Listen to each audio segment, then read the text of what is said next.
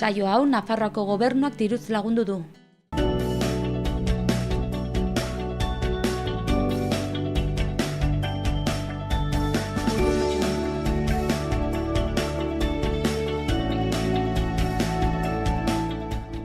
Arratsaldeon guztioi eta ongi etorriak Xaloa telebistara. Egunez egun Iruin herriko hotsak eta zaratak saioan gaituzue. Gaur osteguna dugu, urriak 27, arratsaldeon zuri ere, Maria. Arratsaldeon Larraitz, eskerrik asko. Zer modu zaude gaurkoan? Ongi, bai. Eta zu, zer moduz? Asteburuari begira ja pixkat egia esan, bai. Gainera gaurkoan musikagaiak ditugu hasteko, gure lehenengo elkarrizketan.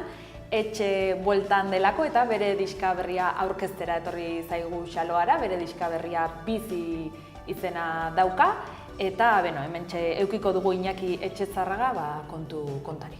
Oso ongi, eta bestalde batetik literatura kontuak izanen ditugu mintzage, gainera albiste honekin izanen dugu elkarrizketa, izan ere Luis Garde, Iruñeko idazleak, Euskadi literatura saria irabazi egin du ehiztariaren isilaldia elebakarrarengatik. Hemen ondoan daukagun Ezkabamendiaren ihesaldiaren inguruko eleberria da, eta oso pozik jasotako sariarengatik. Eta astero bezala politikariekin egoteko aukera ere izan dugu, ezta, Xaloatik? Hori da, Maria, astero bezala, Xaloa ere Nafarroako parlamentura gerturatu eginda, eta bertan politikari ezberdinekin egoteko aukera izan dugu. Oraingo honetan, etari gabe, 5. urteurrena duela aste bat gutxi gorabehera izan zen, urteurren hori, eta horretaz hitz egiteko alderdi ezberdinetako ordezkariak izanen ditugu. Besteak beste Koldo Martínez, Laura Pérez, Bakartxo Ruiz, Iñaki Iriarte eta Joseba Etxeolaza izanen ditugu. Oso ongi, horren ondotik gaurko saioa pixkat luzeagoa izango da, eta horren ondotik gainera saretik saioa edukiko dugu, baina beti bezala hasteko efemerideak.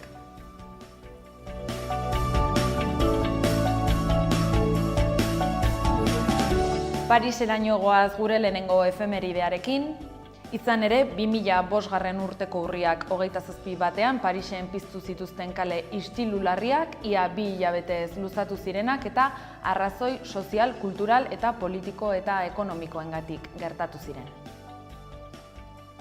1995 urtean, gaur bezalako egun batean, Nicolas Rey estatubatuar zinema zuzendariaren Rebel Without a Cause filma estreinatu zen hortxe irudiko eskuineko aldean daukaguna, eta 1985 urtean Mike Figgis ingeles zinema zuzendariak Living Las Vegas filma estreinatu zuen. Eta bukatzeko gogoraraziko dugu gaur bezalako egun batean 2013ean, duela 3 urte dagoeneko, Lou Reed estatubatuar rock abeslari, musikari eta konposatzaile eta argazkilaria hil egin zena. 1952 urtean jaio zen Lou Reed. Efemerideak alde batera utzita, goazen orain Aitziber iturriarekin eguneko lerroburuak aztertzera. Arratsaldeon Maria, arratsaldeon Larraitz, hauxe dira gaurko egunak utzizkigun lerroburu nagusiak.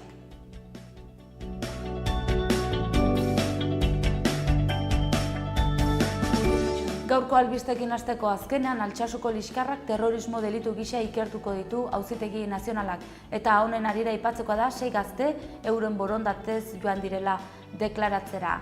Gai berdinarekin jarraituz sortuk Altsasun gertatutakoa zirku politikoa izan dela salatu du. Bertzalde, Iruñako polizia etxean hildakoaren inguruan gertatutakoa argitzeko eskatu du sos arrazakeriak. Eta hezkuntzan, lomceren aurkako mobilizazioetan Euskal Herrian adostutako hezkuntza eredu eskatu diote gobernuari. Eta gaur hortzeguna, foru gobernuaren egoerari buruzko eztabaida egin dute Nafarroako parlamentuan. Iruñan, frankismoaren krimenen aurkako kereien aldeko udalak topaketa egin dute. Eta albistekin bukatzeko Nafarroako ospitale guneko sukalde zerbitzuaren kudeak eta ekainean hartuko du bere gain gobernuak.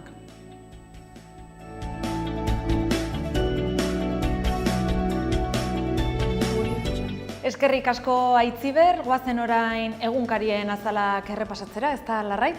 Hori da, Maria, lehenik eta behin egunero bezala Diario Navarra egunkariarekin hasiko gara. Gaurko lerroburu nagusian politika kontuak dauzkagu protagonista nagusi. Rajoy paktuak egiteko prest gobernatzeko laguntza eskatu egin du.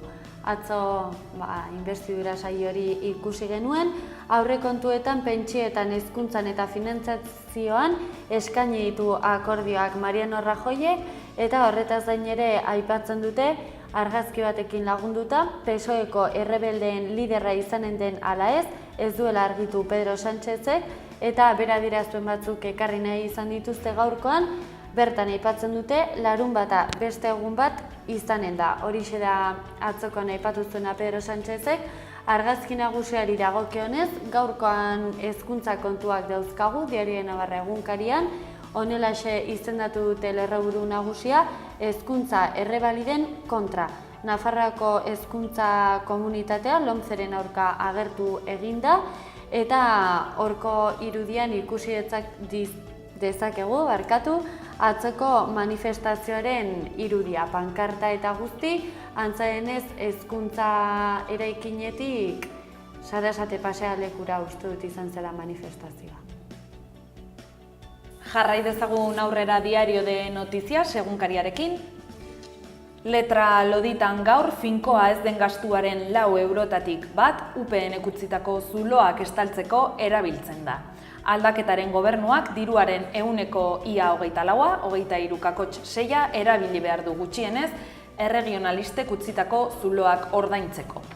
Eta argazki nagusian gaur, nola ez Mariano Rajoy ageri zaigu, Kongresuko bere eserlekuan kazetariz inguraturik, eta lerroburuan Rajoyk ez du esateko ezer berririk, PSOEko kritikoek gestoraren esanei entzungor eginez, PPko hautagaiarenganako ezetza mantentzen dute. Eta Gara egunkarian gaurkoan ere beste gainontzeko azaletan bezala gai antzekoak dauzkagu, lerroburu nagusian ere atzeko inbestidura saioaren inguruan dihardute, zatitutako PSOEri Rajoyek oreka mantentzeko bermea eskatu dio. Sánchezen beragertzeak gainera tentsioa sortu zuela aipatzen dute PSOE alderdian, hortxe lerroburu nagusiarekin batera azpititular batean. Argazki nagusiari dagokionez, nazioarteko politikaren inguruko irudi bat ikusi dezakegu, Mosulgo erasoaren argi ilun eta kontraesanak, honelaxe du izenburu argazki nagusi honek, eta honekin batera aipatzen digute uste baino azkarrago gauzatzen ari dela Irakeko bigarren hiria Estatu Islamikoari kentzeko operazioa. Berriako azalean gaur, Durangoko azokaren 51. edizioa, azoka osoa gorantz, etorkizunari begira jarri nahi du Durangoko azokak, iaz mende erdia bete zuela gogoraraziko dugu, pausoz pauso, erakusleio osoagoa bilakatzeko. Abenduaren 2tik 6 irekiko dute eta aurrekontua iaz baino 10% txikiagoa izango du aurtengo edizioak. Bizitzekoa da leloa eman diote eta Etxebertzek egin du afixa. Hortxe argazkian Gerendiaga elkarteko presidente den Nerea Mujika eta azokaren afixaren egilea, Kristine Etxebertz, ageri zaizkigu. Eta behekaldeko argazki txikiago horretan, Carlos Arturo Belandia LNko zuzendaritza nazionaleko kide ohia agerri zaigu eta bake bitartekaria ere dena, eta bere hitzetan gobernuak eta LNek lehenbailen apaldu behar dute jardun armatua. Eta egunero bezala bukatzeko Euskal Herri Irratiko lagunek gaurkoan agerkarian dutena aztertuko dugu. 4 albiste azpimarratzekoak, lehenik eta behin Kastejongo bigarren zentrala ixteko agindua berretsi egin duela aipatzen digute Gorenak, horixe da erabaki duena, eta bestalde batetik ospitaleguneko sukaldeak berriz publiko izanen dira ekainetik aurrera. Beraz antza denez, bertako gaixoek menu goxagoa izanen dute, ez? Hori gertatzen den, bai. Agerkari honekin bukatzeko gaur ere nabarmenduko dugu alde batetik erkidegoaren egoera aztergai parlamentuan, Uxue Barkos lehendakari denetik lehen aldiz eginen duten Nafarroaren egoerari buruzko eztabaida hau, gobernua babesten duten indarren egonkortasuna nabarmenduko du bere hitz hartzean. Bestetik eta bukatzeko munduko improvisazioari buruzko hitzaldia eskainiko du gaur Andoni Egainak, Bertsoaroa zikloaren barne, gaur 7:30, arratsaldeko 7:30, Kondestable aretoan munduko improvisazio kantatua, 8ko zabala.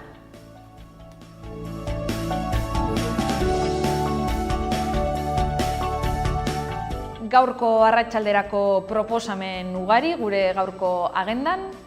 Bertsoaroa 2016-garrenaren zikloaren barne, hitzaldia eskainiko du gaur Andoni Egainak Kondestable Zibiboxean, improvisazio kantatua munduan, 8ko zabala izenpean, gaur esan bezala arratsaldeko 7:30, Kondestable Zibiboxean.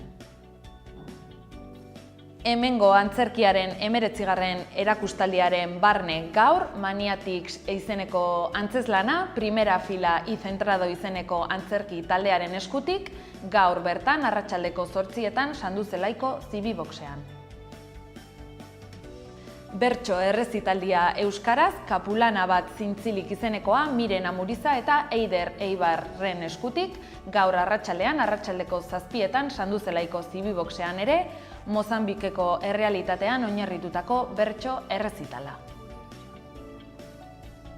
Eta Mozambikeren inguruko proiekzioa ere ikusteko aukera gaur Sanduzelaiko Zibiboxean, Mozambike Ulima Zebola, Mozambikeko errealitatearen bere pertsonen eta mundukideren lanaren inguruko dokumentala ikusteko aukera arratsaldeko 6:30 Oskar Epeldek zuzendua. Eta Nafarroako Orkestra Sinfonikoa ere bere kontzertu zikloaren barne gaur arituko da arratsaldeko 8:00 Baluarten, zuzendaria Estefan Soliom izango da, bakarlaria Angela Gui violinista eta Broston, Pablo Sarasate eta Deboraken obrak interpretatuko dituzte. Eta Zabaldi elkartasunaren etxean gaur hitzaldia Erdoganen Turkia Kurdistanen aurrean edo La Turquía de Erdogan frente al Kurdistan izeneko hitzaldia entzuteko aukera Zekine Turkeriren eskutik. Beste errezitaldi bat ikusteko aukera gaur arratsaldean Munduaren neurria arratsaldeko 7:30 Kondestable Zibiboxean Nafar Ateneoak antolatuta, bertan Rafa Rueda eta Oier Gilan arituko dira, sarrera librea. Eta asteburuari begira jarriko gara dagoeneko, antzerkia gazteleraz alde batetik, Erdibana edo mitad izeneko antzerkia, oraingoan gaztelerazko bertsioa egingo dute Burlatako Kulturretxean ostiralean arratsaldeko 8:00. Sarrera 6 eurotan aldez aurretik erosita, edo 8 eurotan takilan bertan. Antzezlariak Iker Galartza eta Jose Ramon Soroiz izango dira. Work in Progress izeneko proiektua ere, Work in Progress sortzen ari diren giza eskubideak, urriak 29 larunbatarekin arratsaldeko 8:30 Barainaingo auditorioan. Sarrera 6 eurotan langabetuentzat doainik Ados Teatroren proiektua da Work in Progress, Lannabe produkzioekin elkarlanean. Eta antzerkia eta zirkoa uztartzen dituen antzezlana Marcel Gros pailazoaren eskutik, La Gran Aventura, urriak 30 igandea arratsaldeko 6:00 Noaingo Kulturretxean, sarrera 3 eurotan. Eta larunbata honetan Zentral Cafe Antzokian, Iseo eta Nuria Grahamen kontzertuak, esan bezala arratsaldeko 8:30 larunbatean, Iseok Lasna diskaren aurkezpena egingo du, ate irekiera arratsaldeko 8:30 eta kontzertua 9:00 hasiko da. Aldez aurretik erosita 10 eurotan eta bertan erosita 12 eurotan egongo dira sarrerak erosteko Zentraleko webgunean eta Tiketea webgunean ere. Eta Pepe Villuelaren Enzerrona antzezlana, pailazo baten eguneroko gauzen inguruko erreflexioak egingo ditu Pepe Villuelak Noaingo Kulturretxean ostiralean gaueko 9:00, sarrera 8 eurotan. Eta astebururako planekin bukatuz, erakusketa bat aurkeztuko dizuegu, jadanik hilabete osoan zehar ikusgai egon dena, Peru Viaje al Sol izenekoa, Iruñeko Zitadelan urriaren 30 arte ikusgai. Eta datorren asteari begira ere gure agendan, Nacho Barberenaren Bidaldia nire gaueko barrenera izeneko erakusketa, erderaz Periplo al interior de mi noche izenekoa, ikusgai egongo da azaroak 6 arte Zitadelako bolborategian. Aizpea Lasaren hau orain da erakusketa ere, azaroaren 6 arte egongo da, baina Zitadelako labean. Berritxarrak rock taldea kontzertua eskainiko du ere hurrengo astean, denbora da poligrafo bakarra diskaren aurkezpenaren barnean, azaroak 3 osteguna, gaueko 9etan eta azaroak 4 ostirala arratsaldeko 9etan ere. Ate irekiera gaueko 9etan emango da, baina kontzertua gaueko 10etan sartuko da. Sarrerak agortuak daude jadanik. Eta dantza tailerra egiteko aukera ere datorren astean, datorren asteko larunbatean, dantza integrala eta sortzailearen tailerra kontrakoen dantza izena du, gorputza, mugimendu eta adierazpena lantzeko tailerra izango da. Azaroak 5 larunbata esan bezala, goizeko 11etatik 2:30 eta arratsaldean ere jarraipena izango du, arratsaldeko 4:30 8:00 Nora Otxoa de Olza eta Alba Boigasen eskutik. Laskurain zentroan izango da eta informazio gehiago aurkituko duzue bai irudian eta baita Laskurainen webgunean ere. Eguberriak 2016 hiri udalekuak euskaraz izanen dira, opor zoragarriak zinez izen burupean, Zibibox Iturraman eta Zibibox Kondestablen. Iturramakoan abenduaren 27tik 30 eta Kondestable Jauregian urtarrilaren 2tik 5. 4 eta 11 urte bitarteko umeei zuzenduak. Eta mikologia zikloaren barne ateraldia antolatu da datorren asterako, azaroaren 5ean izango da, euskeraz izango da eta 9etatik 2:30 iraungo du ateraldiak. Tokia bisitaren aurreko egunetan erabakiko da, prezioa 22 eurotan dago eta Begoña Ojer biologaren eskutik izango da ateraldi hau. Eta gure agenda errepasatu eta gero, goazen orain Larraitzekin udalerrietako albisteak aztertzera.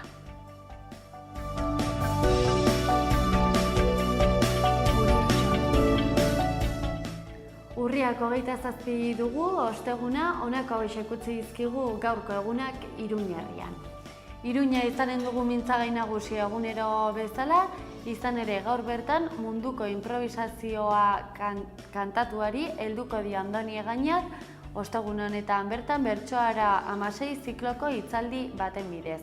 Kondestable Zibiboxan izanen da arratsaldeko 7:30 eta sarrera librea da. 8ko zabala da izenburua eta mintzaldiaren helburua da bertsozaleei ikuspegi global bat eskaintzea kantatutako improvisazio moten inguruan. Eta bestalde Iruñeko auzo batera joanen gara oraingoan, Txantrea auzora zuzen ere, urbanizazioa itxiko duen hegoaldeko parkea diseinatzen hasteko hitzordua izanen dute ostiral arratsaldean bertako bizilagun eta elkartek. Otsailera bitarte luzatuko den 2 faseko prozesu partizipatiboa jarriko du abian Iruñeko udalak. Txantreako parke berria auzoa hegoaldeko aldetik itxiko duen ia 100.000 metro kuadroko eremua definitzeko prozesu partizipatiboaren lehenengo fasea hasiko da ostiral honetan. Eta bestalde, gaurko hitzordu batekin jarraituko dugu, asteburu honi begirakoa, Gazteriaren etxean beldurrari eskainitako arratsalde bat eginen da larunbata honetan, tailerrak, jokoak, proiekzioak eta baita mozorro lehiaketa bat izanen dira besteak beste larunbateko arratsalde horretan. Ekimen guztiak doakoak izanen dira eta arratsaldeko 7 eta 10 bitartean izanen dira. Eta bestalde Iruñeko udalak Europako txapelketan eta Txinako mundialean parte hartu duten patinatzaileei harrera egin die, 5 domin eskuratu dituzte, zilarrezko bat mundialean, Txinan egin zena, eta Europako txapelketan berriz, urrezko 2 domin, zilarrezko bat eta brontzezko beste bat. Eta bestelako kontu batzuekin aurrera jarraituko dugu, izan ere bakarrik garbitzen den komun bat jarriko du Iruñeko udalak Taxoare kalean Tomas Caballero parkearen ondoan. 43.000 euroko gastua izanen du kontratazioak. Iruña alde batera utzita jarrai dezagun Uharteko udalerriarekin. 2015ko kontuen erakusketa publikoa eginen dute, kontuen batzorde berezi honetan 2016ko Lastaiaren 10ean egindakoa udalaren kontu hartzaileak 2015 urteko kontuen espedientearen itxiera azaldu zuen eta dokumentazioa aztertu zuten. Eta bestalde gaur bertan osoko bilkuraren gai zerrendak ere argitaratu dituzte, gaur bertan izanen dute Uharteen osoko bilkura. Bilkura honetan aztertuko dituzten gaiak besteak beste hauexek izanen dira, aurreko bilkuretako aktak onestea, hirigintza batzordearen akordio proposamena eta aurrekontuen aldaketa.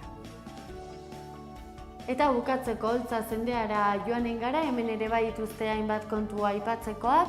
Batetik garbitzailearen lanpostuan aldi baterako kontratuarekin aritzeko izan gaien zerrendaren eraketa Oltza zendeako udalean, hortxe eskuragarri izanen dira udal web orrialdean, eta bestalde batetik ere hainbat udaletxetan bezala ere hemen ekonomi jardueren zerga egiteko datak ageri zaizkigut, borondatezko ordainketa egiteko azken eguna azaroaren 30 izanen da. Eta astero bezala Xaloa Telebista parlamentuan izan da alderdietako ordezkari desberdinekin, aste honetako gaia etarik gabe 5. urteurrena ospatu eginda eta horren inguruan galdetu diegu. Aste honetan Geroa Baitik Koldo Martinez izan dugu, Laura Perez Podemos alderditik, Bakartxo Ruiz EH Bildutik, Iñaki Iriarte UPN alderditik eta bukatzeko Joseba Ezeolaza Izquierda Ezkerratik.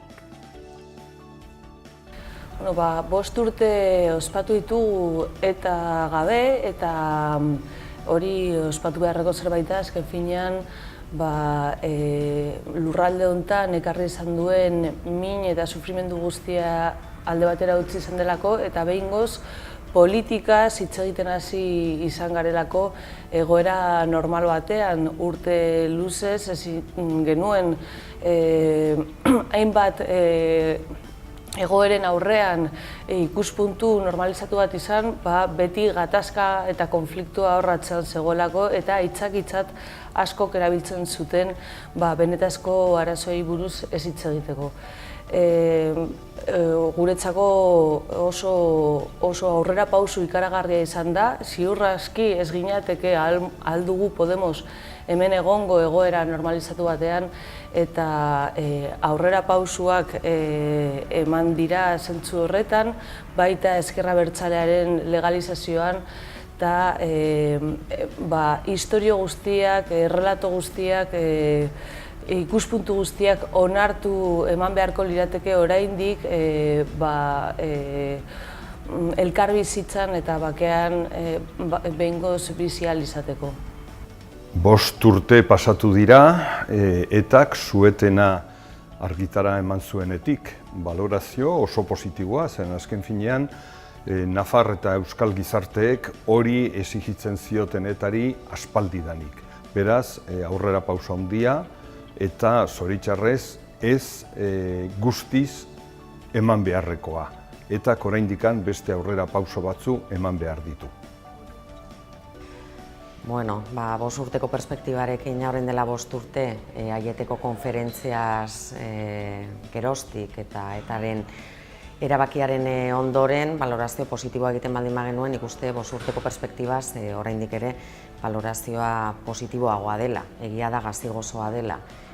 Teorian eman bar ziren beste urrats batzuk oraindik ere bazdirelako eman, baina nik uste alde bateko indarkeria eta hainbat biktima eragin dituen indarkeria hori eten izanak ekarri dituela ondorio positiboak nola ez, ezta? Eta balorean jarri behar dela hori, bestelako agertoki bat sortu dela, bai politikoki eta bai jendartean ere hainbat aukera sortu dituena. Bueno, zorionak eman behar dugun berri bat izan zen, baina kontutan hartu behar dugu jada gizarteak bakegintzaren logikan zegoela, orain dela asko deslegitimazioa eman zelako, etaren eta bere biolentziaren deslegitimazio soziala eman zelako, eta beraz gizarteak bultzatutako berri bat izan zen. Beraz, berri positiboa, kontutan hartu behar dugu etak eragindako biktimak, etak eragindako sufrimenduak behintzat amaitu egin direla. Orain, bakarrik geratzen dena da, etak desagertzea eta horren hildotik bakegintzaren aurrera pausu nabarmenak ematea. Balorazioa oso positiboa da, dudarik gabe. Pertsona nitzentzat aldaketa ikaragarria izan da. Pertsona horien mehatxaturik zeuden pertsonen bizitza hobetu da. Ja ez dute zertan sorik egin behar kotxeko bajoei, eta aldaketa horrek beraz ondorio oso positiboak ekarri ditu. Nafarroan esate baterako aurrera pauso ikaragarriak eman ditugu akordio programatikoan Bildu, Geroa Bai, Izquierda Ezkerra eta Podemos alduguren artean hainbat puntu akordatu genituen, nun biktima guztien errekonozimendua aitorpena ematen zen, eta hainbat neurri besteak beste biktimen ofizina bat edo biktimen atentziorako ofizina bat sortu beharreko helburua dugu, eta bestalde baita hezkuntzan ere biktima eta biktimarien arteko elkar guneak sortu, batez ere katartikoa delako hemen gertatu izanaren inguruan hitz egitea eta berriro errepika ez dadin. Hala ere, oraindik badira estatu mailan eman beharreko pausu asko emateke, besteak beste salbuespen egoerari behingoz amaitu alizateko edo amaitutzat eman alizateko presoen dispertsioa amaitu behar da, eta hauek txantai moduan ez erabili. Horregatik salatu behar ditugu eman izan diren biolentzia guztiak, baina egun ere biolentzia hori hor dago oraindik, eta presoen familiak babesteko ezin dira egun oraindik hemendik ez dakit milaka kilometrora gartzeletan egon. Emandako aurrera pausoa galanta da.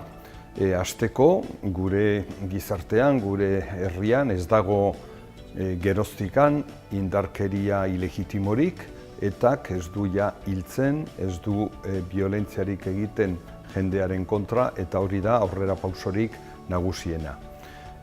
Horrek noski garai berri bat ireki du, non gizarte osoak parte har dezake lasaitasunez, demokratikoki, elkar bizitza eta bizikidetzarako bidean. Aurrera pauso asko eman dira, nik uste ordura arte. Bizi baldintza kaskarrak zituen hainbat jende, eta indarkeria horrek benetan bere egunerokoan eragina zeukan hainbat jende hobeto bizi dela. Jendartean ere prozesu bat abiatu dela, nolabait ez dakite errekontziliazioaz hitz egin daitekeen, baina bai bizimodu baketsu eta normalizatu bati hastapena eman zaiolako, baina egia da oraindik ere badirela hainbat oztopo, badira oztopoak bai gatazkaren ondorioak gainditzeko, badira oztopoak oraindik ere teorian estaduek eman beharreko, gure ustez, eman beharreko urrats horiek eman ez dituztelako, eta alde bakartasunez hartutako neurri horiek edo hartutako bide horrek ez duelako estaduaren aldetik nolabait erantzunik jaso. Oraindikan garrantzitsuena da hori, gure UPN-eko edo PSN-eko zinegotziek beldurrik ez dutela kaletik ibiltzeko, bizkar zainik gabe bizitzen direla eta biktimak gehiago ez direla gehitzen. Hori nik uste dut gauza berezi eta garrantzitsua da. Kontutan hartu behar dugu gure gizarte honetan badaudela edo zeudela beldurrarekin egiten zutenek politika. Eta hori gure aldetik ezkertiarron logikatik, ezkertiarron ideologiatik jasangaitza zela, ez? Orduan nik uste dut etak desagertu egin behar dela eta baita ere Partido Popularreko gobernuak aurrera pausoak eman behar ditu adibidez dispertsioarekin amaitzeko, baina dena dela garrantzitsuena da biktima gehiago ez direla gehitzen. Alde horretatikan ezkorra naiz eta kritikoa naiz, jotzen dut ezker abertzaletik hasi ziren ematen aurrera pauso batzuk, errate baterako eragindako minaren errekonozimendu bat egin zuten, baina errekonozimendu hori iruditzen zaigu azken finean ezerezean geratu zela. Zeren eta orduz geroztik emandako gertaerek erakutsi bai digute kolokan paratu dute ez da aldaketa horren zintzotasuna. Ez dugu ikusten ezker abertzalearen barnean diskurtsoaren aldetikan aldaketa anitz ematen ari direnik. Esan bezala, oraindik salbuespen neurri horiei amaiera emateko gobernutik, estatuko gobernutik politika penitentziarioaren amaiera eman beharko litzateke eta dituzten eskubideak onartu legea bete dadin eta beraz norberaren zigorra ordaindu, baino ez familiek eta orduan hurbildu beharko lirateke estatu osoan eta baita beste estatutan ere Frantzian dauden presoak hurbildu beharko lirateke eta hemen bete dezaten haien zigorra. Nik ez nuke gatazkaz hitz egingo. Nik uste dut gizarteak, nafar gizarteak, demokrazia aspaldidanik onartuta zuela eta gatazkaz ari zen bakarra eta zen. Beraz, ez nuke gatazka gainditzeko kontzeptu hori erabiliko, baina bai bizikidetzarako. Bizikidetzarako asko falta da oraindikan. Etak armak utzi beharko lituzke era verifikable batetan eta noski desegin beharko luke. Gizarte honek, nafar gizarteak, euskal gizarteak argi eta garbi esan du hainbat eta hainbat aldiz, ez duela eta nahi. Zer falta da? Gauza asko falta da. Indarkeria alde batetik, edo etaren indarkeria eten izanak ez du bere horretan bakea ekartzen, bake osoa behintzat ekartzen egia da, etaren aldetik eta alde bakartasunez ekin zion bide bati, baina egia da hori bukatzeko dagoela eta desarmearen fase guztia falta dela, baina hor nik uste kontziente izan behar dugula, ez dagoela munduan bestelako esperientziarik non indar armatu batek desarmatu nahi duen eta estatuak hori ahalbidetu, baino hori oztopatu nahi duen. Eta nik uste hori dela, Euskal Gatazkan benetan adibiderik paradigmatikoena. Zer falta den estatuen implikazioa desarme hori bururaino eramateko, zer falta den, argi eta garbi, gatazkaren ondorioei benetako konponbidea eman. Eta hor dago espetxe politika, salbuespeneko espetxe politika bat, eta horri momenturen batean eman barko zaio konponbidea, dispersioa bere horretan mantentzen da. Gaixorik dauden presoak hor daude, salbuespeneko legedia pairatzen, eta horrek urgentziaz behar du konponbide bat. Eta gero, nola ez, biktimak, gatazka honek biktima asko utzi du, etaren biktimak hor daude, jakina, baina estatuak eragin dituen beste hainbat eta hainbat biktima hor daude, eta Nafarroan ongi dakigu, aitortza ofizialik ez daukatela oraindik ere, lege bat bertan bera daukagula, auzitegi konstituzionalak hala erabakita, eta benetan gatazkari benetako konponbidea emateko biktima guztiek behar dute aitortza, egia eta erreparazioa. Eta oraindik urruti gaude horretatik. Bueno, guk uste dugu gauza simplena eta oinarrizkoena, lehen esan dudan bezala, biktimak gehiago ez egotea. Kontutan hartu behar dugu gure gizartean 840 biktima baino gehiago eragin dituela etak, ez daukala edo ez zuela inongo justifikaziorik buruan norbaiti ezberdin pentsatzeagatik tiro bat botatzea, eta beste plano batean ere ez zuen justifikaziorik, ez dispertsioa, ez violentzia polizialak eragindako 200 biktimak. Beraz, nik uste dut gorrotoaren subkultura gainditu egin behar dugula, elkar bizitza indartzeko, elkar bizitzan sakontzeko eta baita ere anistasuna aldarrikatzeko. Gure herrialde honetan anitzak gara. Eta nik uste dut ere hori ona dela, positiboa dela eta hori ere aldarrikatu egin behar dugula. Zertarako, inposizioak deusestatzeko, etaren inposizioak deusestatzeko eta Partido Popularreko gobernuaren inposizioak ere deusestatzeko. Gauza ganitz. Faltatzen da hasteko desarmia eman dadila. Faltatzen da argitzeke geratzen diren hilketak eta tentatuak argitzea eta kolaboratzea, krimen horiek hori kastigorik gabe gera ez daitezen. Faltatzen da autokritika sakon bat, ezker abertzalearen barnean, eta batez ere gorrotoaren kultura buka dezagula.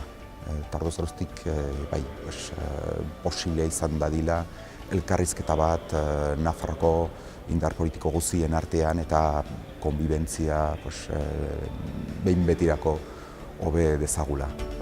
Eta astero bezala alderdi bakoitzari gai baten inguruan hitz egiteko aukera ematen diegu.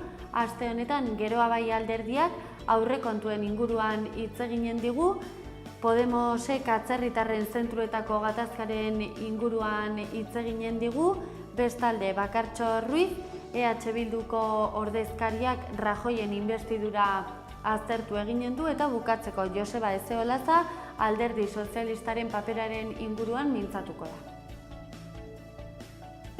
Dakigun bezala, atzerritarrak barneratzeko zentroetan egun hauetan gatazkak izan dira, besteak beste haien eskubideak aldarrikatzeko. Dakigun bezala, konstituzioaren arabera, normalean bakarrik delitu bat bete egiten denean edo egon denean sartzen altzaituztete kartzela batean, baino atzerritarrak direnean bakarrik paperak edo regularizatuak ez egoteagatik haien askatasuna ukatu egiten zaie, askotan ez dute mediku bat izateko aukerarik ere eta hil izan diren pertsonak ere egon dira. Honen aurrean, Carmen Albak, Nafarroako Espainiako gobernuaren ordezkariak esan du pertsona hauek hobe daudela atzerritarrako zentru hauetan eta ondorioz parlamentu honek deklarazio instituzional bat sinatu zuen atzo, esanez onargaitzak direla deklarazio horiek, xenofoboak direlako eta azken finean haien egoera aitortu egiten ez delako.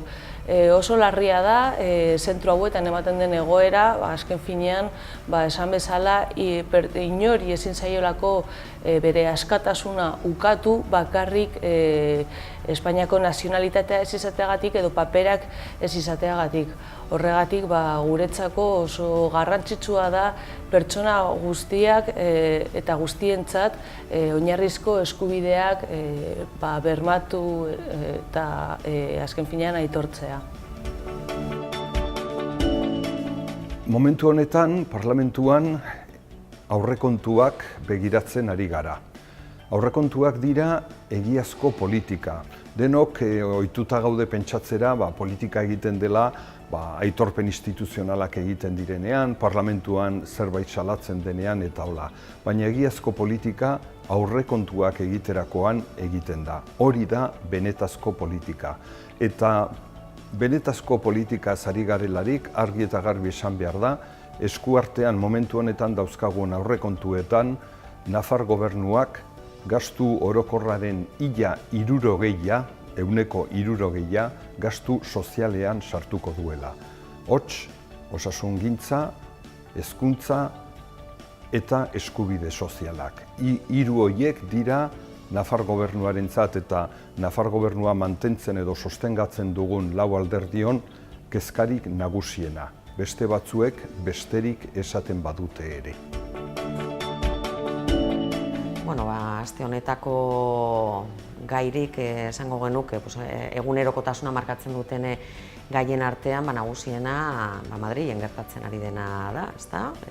Berehala izango dugu Rajoyren inbestidura, berriro ere alderdi sozialistak garbi utzi du bere betiko joerari jarraitzen diola, eskuinaren gobernuei azkenean men egitea izan da historikoki alderdi sozialistaren bidea, Nafarroan aski ongi ezagutzen dugu jarrera hori, eta jarrera horrek izan dituen ondorioak, eta ez dugu inolako sorpresarik hartu alderdi sozialistak alderdi popularra babesteko erabakiarekin. Ez dugu inongo sorpresarik hartu, ongi ezagutzen dugulako ibilbidea zein den, eta azkenean berriro ere estatuan errepikatuko den egoera horrek helburu garbi badauka beti izan duena, eta da 78ko erregimen hori bere horretan mantentzea eta hemen ezer ez aldatzea. Ez Espainiar estatuko herrien burujabetzaren ikuspegitik, ez eskubide sozialen ikuspegitik, eta ez da alegiazko bipartidismo hori nolabait kolokan jar dezakeen inongo aldaketarik onartzetik. Beraz, gauzak bere horretan mantentze horrek kezkatzen gaitu, azken batean horren ondorioak Nafarroan ere eta Euskal Herritarrok biziko ditugulako. Berriro ere badatoz murrizketak, berriro ere badatoz eskuinaren politikak, eta berriro ere badator Europan dagoen alderdirik ustelenaren politika inposatzailea eta atzerakoia. Alderdi sozialistaren papera eta ardura ikusi dugun heinean, ikuste dut ezker soziala indartu egin behar dugu. Hori da gure etorkizunan landu behar dugun bidea. Alderdi sozialistak oposizioaren paperari ukatu egin dio, beraz gure lan eremua, gure lan bidea oso handia eta zabala da. Nik uste dut hemen Nafarroan sekulako kontestu politiko positiboa daukagu esker sozial hori sostengatzeko eta indartzeko. Izquierda-ezkerrak nolait ere errepresentatzen duen ezker transversala eta ezker plural hori indartzeko. Alderdi politiko eta ordezkariak entzun eta gero, eguraldia.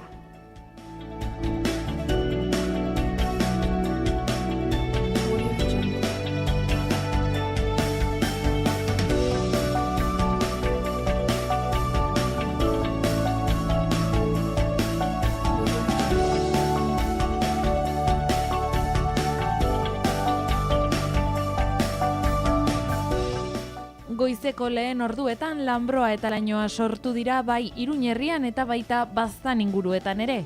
Goizean goizerua hodeitsu agertu da, baina gainerako orduetan hodei gutxi. Haizea ahul eta aldakor ibiliko da, ekialdekoa nagusi, arratsaldean ipar ekialdekoa nagusituz. Temperatura maksimoetan aldaketarik ez, 20 gradutan mantenduz Iruña aldean eta Elizondo aldean 16 gradutan. Minimak bitartean 8 gradutan gaurko egunean. Nafarroan orokorrean giro eguzkitsua. Eguna lanbro, laino eta behodei batzuekin hasi badugu ere, ipar partean bereziki, pixkanaka giro eguzkitsua gailenduko da denean. Ipar ekialdeko haizea eta temperaturan ez da gorabehera handirik sumatuko. Balio altuenak 20 eta 22 gradu ingurukoak izango direlarik. Bihar ostirala, eguzkia eta temperaturaren igoera. Ekialdeko eta hego-ekialdeko haizea ibiliko da eta termometroa 22 eta 24 gradu ingurura arte igoko da.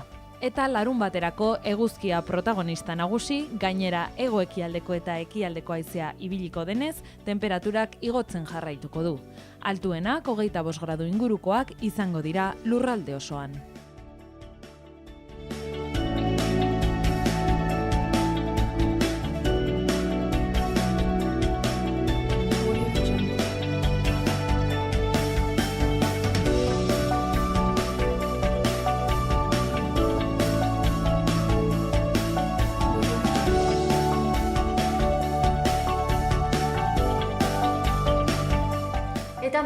jaren lehenengo zatia alde batera utzita, elkarrizketen tartearekin jarraituko dugu, ez da, Maria? Hori da, lehenik eta behin Iñaki Etxezarraga eukiko dugu hemen, Etxe bezala ezagunagoa dena, bere 5. diska Bizi izenekoa aurkeztera etorri zaigu gaurko egunean Xaloara, Iruñean ibili da promozio lanetan eta hemendik ere pasa da, oso tipo jatorra egia esan eta bizipen ugari gainera dauzkanak, ez, bere sorbalda gainean. Oso, eta kultura kontua alde batera baztertu gabe, literatura kontuekin aurrera jarraituko dugu, Luis Garde Iruñeko idazlea hementxere izanen dugu, Euskadi Literatura Saria duela gutxi eman diote, beraz pozpozik dago bera ere, ehiztariaren isilaldia elebakarrarengatik eman diote, eta honen inguruan hitz eginen dugu ere bere Alaxe Maria. Oso ongi, eta elkarrizketen ondotik, beti bezala saiotxo bat eskaintzen dugu, gaurkoan saretik.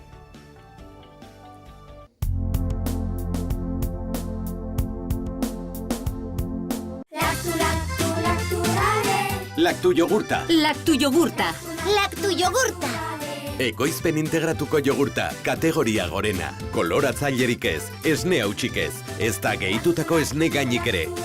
Benetako jogurta, elez idazten da. Laktu Yogurta. Orain, Lakturale laktosagabe ere. Lakturale esnea aurten ere zapore eta kalitatearengatik saritua. Zapore gorena 2016 sari internazionala, Europako txef eta sumillerren eskutik. Benetako esnea, elez idazten da. Lakturale. Gorritxon atsedenerako sistema hoberenak eta loaldi egoki batendako beharrezkoak diren produktuak aurkituko dituzu. 40 urte daramatzagu punta-puntako materialak eta marka hoberenak bezeroaren eskura jartzen. Deskansatzeko sistemetan aditua gara, sofak, koltsoiak, somierrak. Hurbildu eta eskuzabali jasoko zaitugu. Iruña, Gorritxo.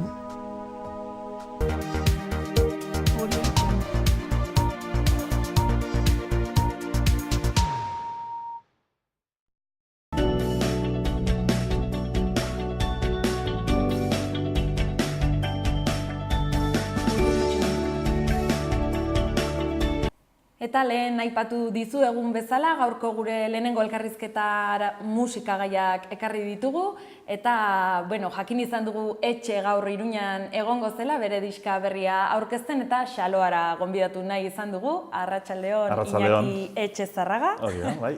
Eta ongi etorri Xaloara. Eskerrik asko. Taldearen izena nondik datorren argi dago, ez? Bai, beti ditu didate Etxe, txiki-txikitatik ginen 2 Iñaki gelan, eta eskinen gelditu Iñakirekin ez bat ez bestia. Bakoitzan abizenan zatitik, eta jende gehienak Etxe moduan ezautzen hau, eta askotan horren aurkeztenaz, ez? Izena barik Etxe esaten dut, eta listo. Etxezarraga agian Nafarroan ez da gehiegi entzuten, eta niri behintzat kostatu Ez zara bakarra, ez? Etxezarra, Etxezarreta, Etxe nagusia, aitak beti zatu, esan ondo dala, Etxezarraga. Bai, kurioso da, bueno. Oso ongi labur bildut da Etxe. Bai, hori da. Zure 5. diska aurkeztera etorri zara gaurkoan, promoa egiten zabiltzate Iruñatik. Iruñatik topera. Eta Bizi izena du diska honek. Hori da. Nondik dator diskaren izena? Bueno, diskoaren izena esan nahi ugari daukoz. Alde batetik nik nahi izan dut isladatu diskonetan nire bizitza, ez? Era batera edo bestera nire bizitza bertan dauela.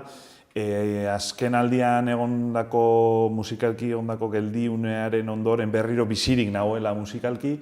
Eta gero, bizi, nire 2 umeak, bikiak, Jokin eta Markel azalean agertzen direna, horren 2 horrek, eta nire anaia Zigor Sanaren Zigor, orduan bizi, jaio zirelako, nire anaia hildako egunean, handik 5 urtera, egun berdinean jaio zirelako Jokin eta Markel, orduan, hitz joko horrekin, eta kasualitate horiek ere pixka isladatu, ez? Bai, nik esaten dut, kasualitateak ez direla, zerbaitegatik gertatzen direla gauzak, eta hori nahi izan dut diskoa baita ere, irailean 23an ateratzea, ez, egun berezia dalako.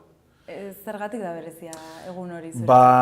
Hori, 2009an nik egun horretan anaia galdu naban, eta kolpe oso gogorra izan zen, urte gora beratsuak eukine bazan, eta 2014an, irailako 23an, Jokin eta Markel jaio ziren. Orduan izan zen egun beltzari kolorea ematea. Gainera oso berezia izan zen, hilabete aurreratu zirelako, berez urrian bukaerarako izan behar ziren, baina aurreratu egin ziren eta egun horretan jaio ziren, ez? Esan nuen, honek hemen gaur baldin badau zerbait egati da, ez da kasualitate bat hau gertatzea, ez? Orduan, erabaki neban, gero disko berria prestatzen hasi nintzenean, erabaki neban, irailean 23an diskoa kaleratzea egun hori bilakatu dalako egun gorri bat, nire egutegian. Kasualitaterik ez dagoenez, gainera, zuretzat berezia, ez egun hori. Bai. 10 kantu biltzen ditu diskak, beraien arteko loturarik badagoela esan? Bai, nik diska hau erabili dut niretzat terapia modura. Diska honetan azaltzen dudaz nire bizipen pila bat, batzuk oso literalki azalduta eta beste batzuk metaforikoki, ez? Baina nire gora berak batez oso behian egon izenean, nahi izan ditut isladatu hitzetan, beti kutsu positibo bat emanez, ez? Azkenean, albiste txarrak eta iluntasun pila bat daukago gaur egun gizartean, egunero ikusten dugu albiste txarrak, orduan nahi izan dudana da, albiste txarro horiei buelta eman, eta gauza txarretatik onak atera, ez? Orduan, nire bizipen txarretatik gauza ona bat disko hau da, eta nahi dut pixkat jendeari baita ere lagundu, ez? Niretzat terapia bat izan da disko hau konposatzea, orduan nahi dut jendeak entzuterakoan kantu hori norberak berea egin eta bere historian barruan sartu, eta diskonekin norbaiti laguntzeko gai baldin banaiz, oso pozik. Batekin bakarrik, ez? Norbaitek esan dizu. Bai, askok esan didate, identifikatuta sentidu direla, eta orduan, gainera, arlo desberdinak aipatzen dodaz, eta nire bizipenak izan arren edo zeinentzako baliogarri direnak uste direla, ez? Orduan, Denok azkenean daukagu arazo antzekoak, ez? Bai, eta gainera niretzat, nire kasuan, ez musikari naizelako, baina niretzat musika entzutea terapia da. Orduan nik musika beti erabiltzen dut, nik beti gogoratzen dut nire bizitzako egoera edo garai konkretu batzuk abesti edo diska konkretuekin, ez? Ni gogoratzen esaten dut adibidez, 10 urte euskanean ez dakizer, sorotan bele garai hartan, edo EH Sukarra, edo, ez? Nire burura etortzeat nire garaiak musikakin lotuta, ez?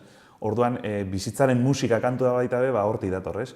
Orduan, ez dakit, norbaitentzat kanturen bat baldin bada bere bizitzan markauko diona, horrekin ja ni pozik nau.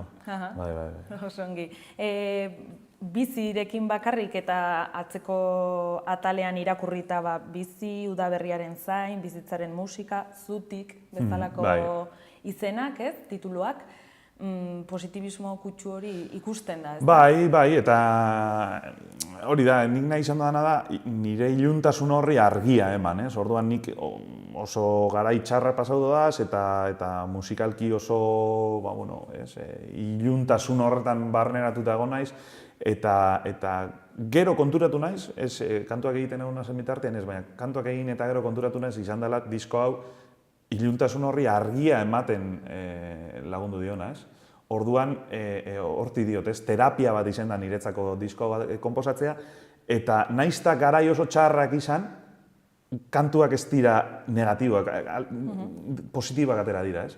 Orduan da, buelta ematea eta gauza txarretatik onak ateratzea, ez? Bai, ikuspuntu polita, ez? Bai.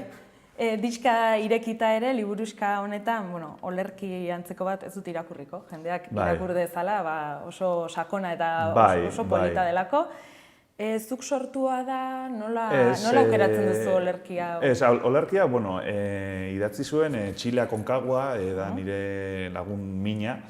Bera egon zan, conquistador de la Concaguan, baina, kuriosoa da, berak dauko el pastor de Gorbea jatetxe vegetarianoa berri zen. Bai. Eta anaia eta biok lanian elkarrekin egon ginean, askotan juten ginean bertara jatera, ez? Ordan han komentatzen du beti, conquistador del fin del mundo, tal, ez dakiz zer. Eta nire anaian ilusioa zan, bertara joatia, ez? Orduan, nire anaia hil zanean, tertulia baten, baskaloste baten, bere txilenokin, esan nion, zu edo ni, derrigor eskumbiar gara, conquistador del fin del mundora. Orduan, bio jun ginen kastinera, eta niri aukeratu zidaten juteko, baina gero berari aukeratu zioten Akonkaguara juteko, ez? Orduan, gure artean daukogu oso, nire anaia bere oso laguna zan, eta bion artean daukogu oso harreman Ez berak esaten di, que pasa brother, gara oso, daukago oso konexio berezia, ez? Eta nik komentatu nionean, disko berriak kaleratuko dodala, bizitzaren inguruak idatzitako kantuak zirela, nire bizitza isladatuko nuela, nego ginean, eta egun berdinean, WhatsAppez bialdu zidan hori idatzita. Handik 2 ordura, se me ha ocurrido esto, pum, eta hori bialdu zidan, Eta bapatean zanean, hau diskoan sartuko dut, ez kantu baten, baina diskoan egongo da zure poema, itzela da. Garrantzitsua da, aukeratu duzun tokia zera irekita hortzea dago, nahi gabe irakurtzen duzu. Hori da. Pixka gainetik azalduta, baina ondorio bezala, nik irakurri dudana da ez, bizitza zein konplexua, baina aldi berean zein simplea. Hori da, bai. Eta gainera hori, aipatzen dut baita beste kantu baten, nola bizitzaren kate hori, ama batek seme alaba eduki, baina gero horren beste bat dakar, orduan da bizitza kate bat da, ez? Orduan berez, bizitzaren zentzua oso simplea da, jaio, bizi eta hil, ez? Orduan, gero guztia komplikatzen du bizia, ez? Inguratzen gaituen guztiak, baina berez animali bezalakoak gara, ez? Animali batentzat jaio, elikatu, bizi eta hil, ez? Orduan gu komplikatzen dugu, ez? Eta pixkat hortik saltzen dugu berak. Lehen ere aipatu dizut duela gutxi entzundako, lagun bati entzundako esaldia, ez? Batzutan erderaz askotan esaten den, batzutan galtzen dugula, beste batzutan irabazi, eta lagun honek esaten zidala, batzutan irabazi eta batzutan ikasi. Hori da, ikasi, hori da, bai. Eta hori da, akatsetatik ikasi esaten den moduan, eta nik egin dudana da, iluntasunetik eta momentu txarretatik gauza onak atera, ez?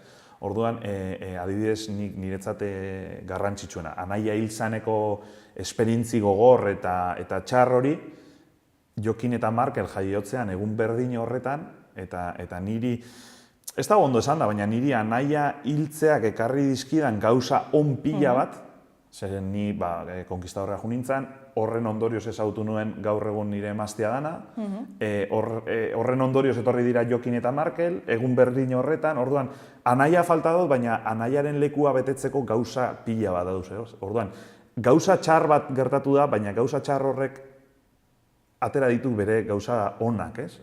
Orduan, beste ikuspuntu bat eman beharriako gauza txarri, ez? Orduan, atera beti gauza onak, txarretatik baita be. Oso ongi. Batzutan zaila bada. Bai, zaila da, eta niri kostau diat, eta nik garai anaiarenakin oso gaizki pasatu nagoa, baina, azkenean, basoiaz argi txikiak pizten hemen eta han, eta iluntasun hori argitzen doa gutxina. Eta zuk ere, lan bat egin duzulako, ezta? Bai. Oso ongi. New York izeneko abesti bat ere sartu duzu, zer kontatzen duzu bertan edo oso abesti intimoa dirudi, ez? Bai, kantu oso berezia da. Lehenengo, konpasatzerako orduan, nik kantu konpasatu nuen melodiakin eta hitzekin, instrumentu gabe. Orduan, ja baneukan kantu osoa buruan, eta ja behin kantu osoa eukita, Ibanekin, Iban Gurrutxaga gitarjoleakin, konposatu genduen, atera genduen zen nota guztiak, ez? Eta nik kontatzen dute kantu honetan, nik eukitako bizipena New Yorkera joan ginean, ez? Nahiaretan biok eskondu ginean, eta joan ginean New Yorkera, eta telebistan eta filmetan ikusten da, baina ara heltzen zarenean ikusten duzu oraindik ere handiagoa dela, ez? Eta guztiz liburuatuta galdutu ginean, baina bertan bizi izan genduen anekdota oso berezi bat, ni musikalki oso deskonetauta negoan guztiz, ezta? Eta, bara jungian, eta Madison Square Garden, zerbait egongo da hemen, kontzerturen bat, partidaren bat, zer ikustera. Eta Madonna egoan, 2 egunetan. Orduan esan duen, Madonna ikustera sartuko gara, fijo. Jungian Madonna ikustera, jungian kontzertu ikusten, baina kontzertuan zehar, batean agertu ziren 3 tipo, txalapartakin, danborrakin, abarkakin, txapelakin, eta esan nion nahiari, tipo honek euskaldun itxura bat daukie, baina euskalduna dira fijo. Gainera, txalapartakin, seguro euskalduna direla. Eta hain deskonetautan eguen, ez nekin kalakanekoak Madonarekin ari zirela biran, ez? Orduan, zelako sorpresa izan zen, batean ikustea 3 euskaldun estenatoki baten Madison Square Gardenen, eta han hasi ziren sagarra jo. Aldapeko sagarraren, gogatzen az bio jarri ginela zutik, abesten, jendeak guri begira, zer zabiz abesten, ez? Eta jo, bizipen oso bereziak, batez be hori, ez? Eta gero gauza asko gertatzen direnak ikusten duzu, ez? Dirudi pelikulan barruan zu zauzela, ez? Times Square eta hainbeste gauza. Eta nahi izan nuen isladatu hori kantu baten. Eta gainera kantu honekin, baita be, Sinatraren New York kantuan, kameo txikitxo bat, edo horre bere kantuan inspirautako kantu bada, orduan, kantu oso berezia, ustot diskoko bereziena dela, desberdinena. Eta gainera Manhattaneko irudi bat sortu duzu. Hori da, diseinuko argazki denak dira, nire artxibotik, eta nire argazkiak eta dira, eta hori ere aukeratu dugu, diskoa altzatzerakoan eta... Gaieta izeneko hontan, ez? Hori da. Gainera diseinatzaileak eukida ideia oso ona gaietan diskoaren zatian agertzen da zati bat, baina gero kentzen dozunean bertan, faltadan zerbait, orduan diskoa eta argazkia dena batuta, konexio hori bilatuz eta... Oso ongi, oso polita. Bai, diseinu aldetik ere, ez? Oso landuta. Bai, eta diseinu aldetik, ideia nirea da, nik ez dut diseinatu, baina ideia guztia nirea da. Eta nahi izan duguna da, argitasun hori diseinuan eman, ezta? Kolore zuriak, kolore eta gero kolore asko barruan letretan, eta kolore asko, eta gartzen dira Jokin eta Markel azalean, nire irudia mural baten margosten, ez? Orduen irudi horrekin nahi izan dudana da, adirazi nola beraiek ere kolorea eman dioten nire biziari, ez? Apur bat, goizetik gauera, azkenean bi terremoto eta bi artista dira, goizean ja, aita gitarra, goizeko zazpiteretan gitarra, oin, ez? Beraiek eman diate kriston energia, ez? Orduan, nahi izan dut isladatu hori, ez? Eurak marrasten dutela nire bizia momentu honetan. Zer moduz daramazu lan bikoitz hori? Musikari alde batetik, aita bestetik, biak batera? Ondo, batez be, aurten sorti aukidot, asteburutan lan egin eta astean ziar libre egon. Orduan, beraiek egon dianean aurreskolan, oin ikastolan da, aurreskola eta ikastolan da biltzen bitartean, aprobetsatzen dut nik nire hobi hau lantzeko, eta alegintzenaz, beraiek libre dauzen momentu gehienetan eurekin egoten. Hori da, lagunak aspaldi ez doaz ikusi, beste gauza asko ez doaz egiten, da lana, familia eta musika. Momentu honetan dauzkadan lehentasunak.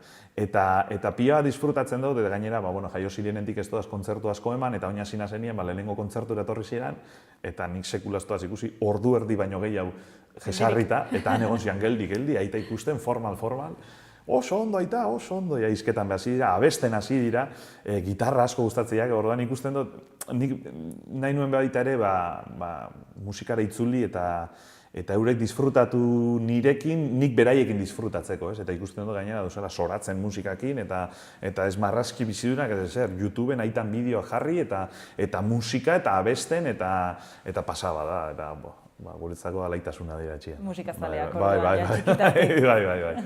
Nola sortu zenuen momentu honetan zareten taldea? Aurretik ere bazinen musikaria, baina nola eritzen zara orain duzun taldera? Proiektuak azkenean, nire bakarkako proiektu nego ukideuz aldaketa asko. Hasieran hasi nintzen nik gitarrakin soilik, lehiaketa bat irabazi eta lagun arteko talde bat sortu nuen bateria bat jugata guztiakin, eta lan ibili ginen 3 urte. Eta gero, gogoratzen az, konkistadorretik etorri nintzenean nik nire bizitzari eman nion kriston aldaketa. Egia esan, han egon nintzen sasoian eta hain deskonektauta guztiz eta nahian kontu guztiarekin eta niandik etorri nintzenean nire biziari buelta bat eman nion. Eta ordura arte neukan guzti alde batera utzi eta zerotik hasi nintzen. Orduan hasi nintzen berriro nire bakarlari bakarrik hasi nintzen proiektuarekin martxan, ez? Eta Iban Gurrutxaga zautu nuen trikizion, eta Iban Gurrutxaga izan nion, proiektu honekin nabil, eta kantu berri batzu dauzkat, eta gustatu jaten zurekin landu, eta bikotean egitea beste formatu baten, ez? Eta disko honetarako, berdin, Iban eta biok egin dugu lan hasieratik konposatzen elkarrekin ibili gara, eta nahi genuena zen kontzertu oso intimoak egin, leku txikitan, jendearen ganako hurbiltasunakin, isiltasunak mantenduz, intentsitateekin asko jolastu, eta jendea ez soilik kontzertu bat ikustera joan, baizik eta jentea kantuetan barneratzea. Disko bat entzuten zabiltzanean eta kantuen barruan sartzen zarenean, nahi genuena zen berdina lortu, baina zuzenekoetan, ez? Eta oso gustora nago, Iban eta biok oso ondo eramaten gara, eta oso gustora gauz, batez be ikusten dugulako jendean aurpegiak hemen dauzkagu, oso gertu dauzkagu. Eta ikusten duzu nola irribarre batzuk zelako begirada daudean eta gertutasun hori sentitzea, oso desberdina da talde batekin, eszenatoki handi baten zaudezenean, hori ez tozu hainbeste nabaritzen. Distantzia hori da, ere. eta nahi genuen hori, leku bajuak, leku txikiak, jesarrita eta beste erabateko kontzertuak ematea, eta egia esan, pasada bada. Iban ere gitar jolea da, ala aritu zineten, bi gitar eta... Bai, hori da, holan ibili ginen aurreko diskoan, denbora oso gutxian ibili ginen, eta oraingo diskorako nahi gendun berdina montatu, ez da. Eta gainera, Iban oso abila da gitarrarekin, eta efektuekin eta gauzakin asko jolasten da, eta lortu dugu intentsitatekin eta diskoan bezalako kantuak egitea, baina zuzenean beste enfoke bat eman da. Eta egia esan oso gustora gauz emaitzakin. Letrak zuk idazten dituzu, musika ere zuk sortzen duzu, konposaketa lanetan zuzabiltza ere? Bai, nik egiten dudana da, ohitura dukot beti estribillo batetik hasi, eta apurka-apurka kantua moldatzen joan, ez? Eta disko honetan adibidez, nik sortu dudaz kantuaren oinarriak, melodia eta letra horren oinarri guztiak, Ibani pasatu, Ibanek bere ikuspuntutik buelta bat eman, gero berriz niri pasatu, eta bion artean dena moldatu dugu, ez? Eta oso lan luzea izan da, kantuak behin egin da bazala, hasi ginen abendu inguruan, urtarrila, otsaila inguruan, hasi ginen kantuak zehatz jartzen, ez da? Eta ibili gara, aste bakoitzean kantu bat egiten. Eta gero maiatzean hasi ginen grabatzen, eta lan oso luzea izan da, baina gero emaitza ikusita, gu behintzat gauz oso pozik, gero jenteak ez dakiz ere esango da, baina gu nik argi daukat izan dela orain arte egindako lanik onena.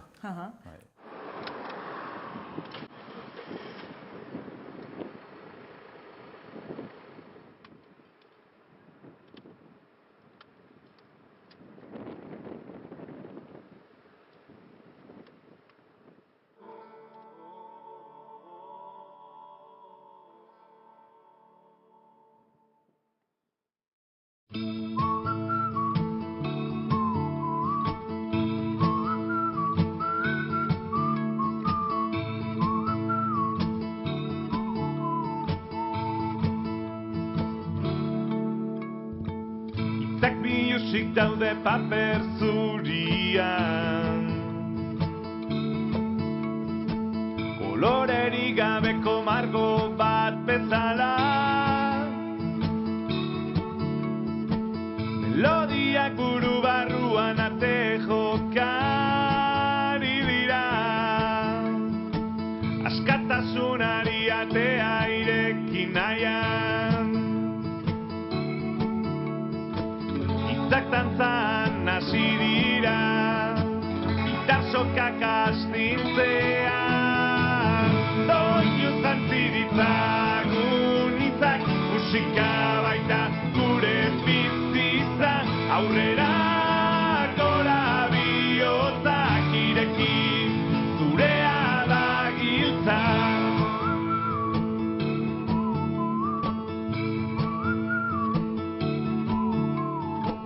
Goizetik gauera doinuz betetzen nahi,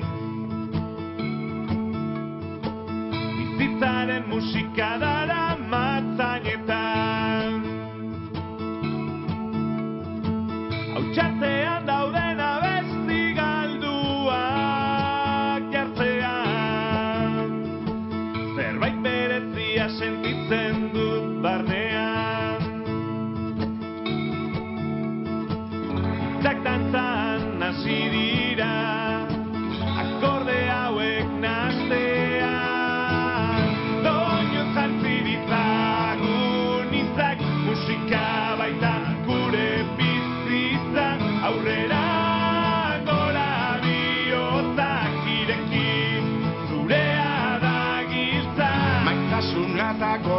gustoa adierazteko. Herria eta hizkuntza goratzeko. Gugandik urrun daudenak besarkatzeko. Bizi-bizirik gaudela sentitzeko.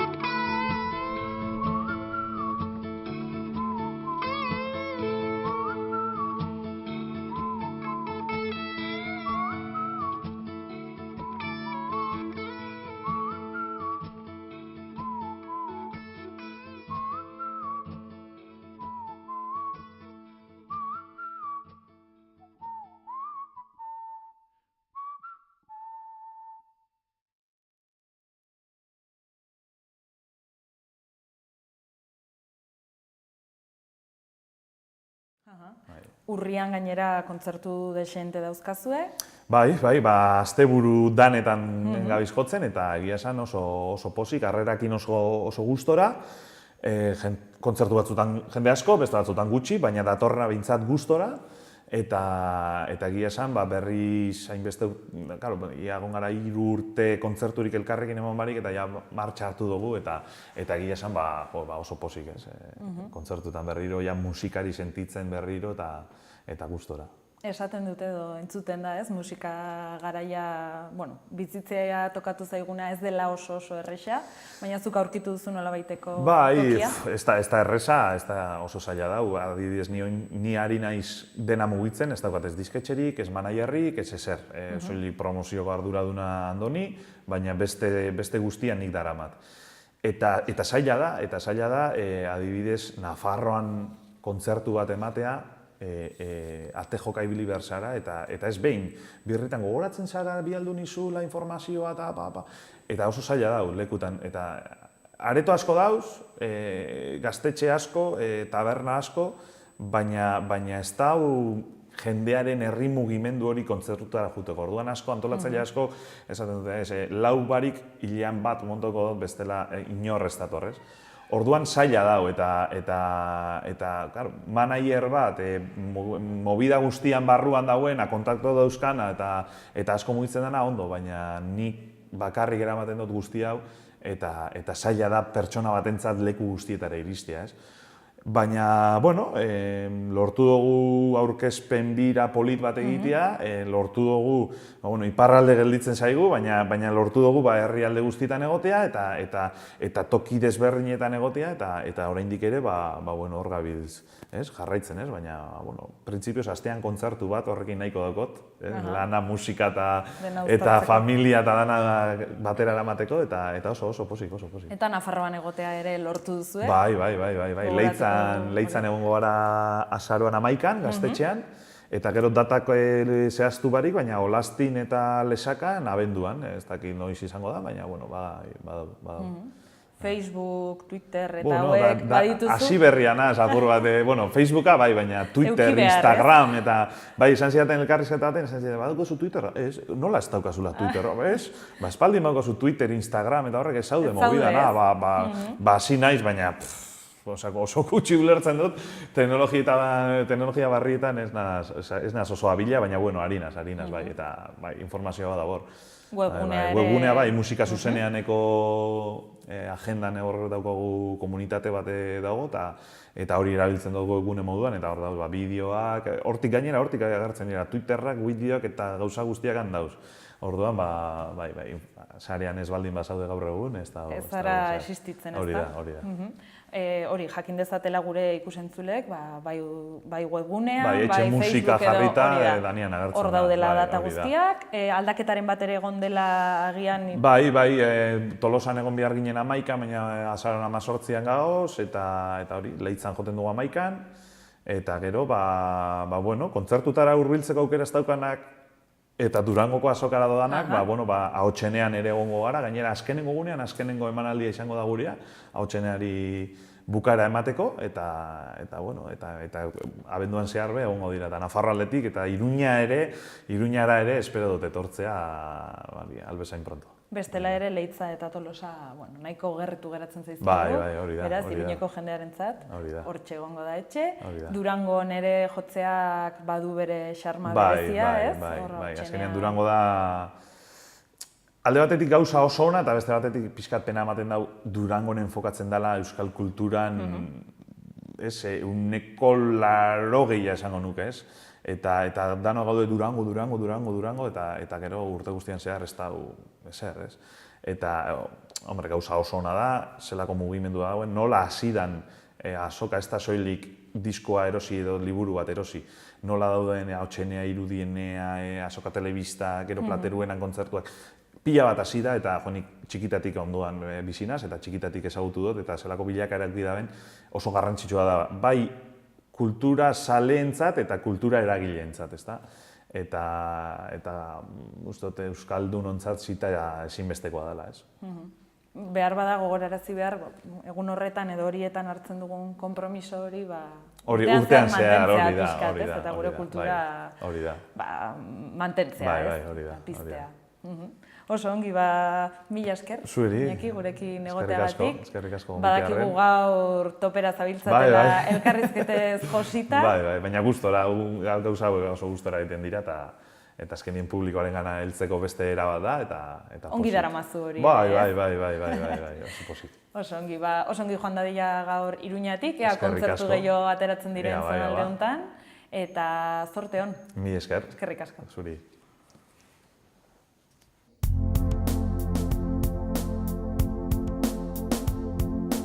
Mila 1960 estafeta kalean Bodegon Sarria.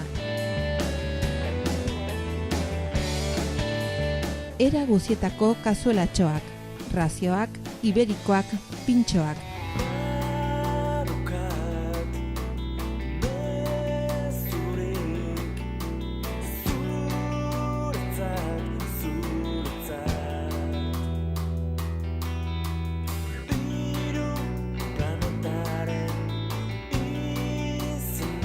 Berrogeita 10 urte Iruñako Alde Zaharrean, Bodegon Sarria. Ardiarana gaztandegia, Bertizarana bailarako mikroklimaren eraginpean ondotako gaztak. Kamiku eta Ardiarana. Gazta ona maite dutenentzako zapore usain eta testura ezin hobeagoko produktuak. Kontsumitzaileen errastasunerako formato eta tamaina ezberdinetan komerzializatzen dira. Ardiarana gaztandegia Legasan, ahaztutako zaporeak berreskuratuz.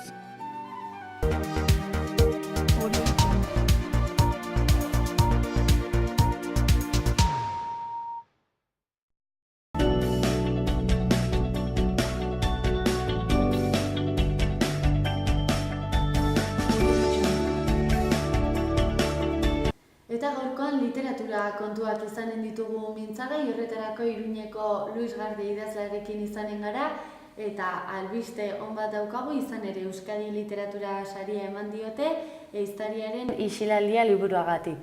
Bueno, lehenik eta zorionak eta arratsaldean, Luis. Esker mila honitz eta arratsaldean zuri ere. Bueno, esan dugun moduan, sari hori oraindikan fisikoki ez duzue jaso, ez? Prentsaurrekoa egin zenuten duela gutxi horren berri emateko.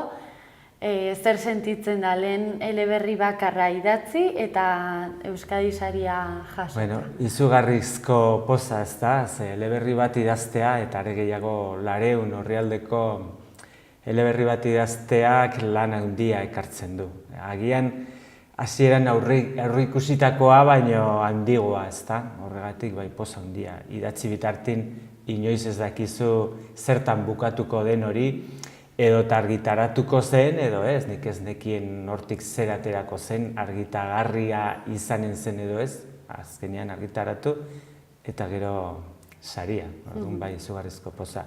Bueno, erran behar dutena den, naiz eta lehenengo novela izan da nire 8. liburua, lehen 7 poema liburu argitaratu nituen, orduan nik ere ikusten dut nolabaiteko jarraitasuna poesiaren eta novelaren artean. Beraz ikusten da hori poesiaz gain, oso ongi ematen zaizula ere narratiba, ez? Bai, bueno, hola dirudi. Saritua, ez, lehenengo eleberria? Bai. Baina, bueno, irakurle beti izan naiz, eta zutabeak ere beti idatzi izan dut, eta, bueno, nire poesia ere batzutan nahiko narratiboa da, orduan nonbait joera hori ere badut.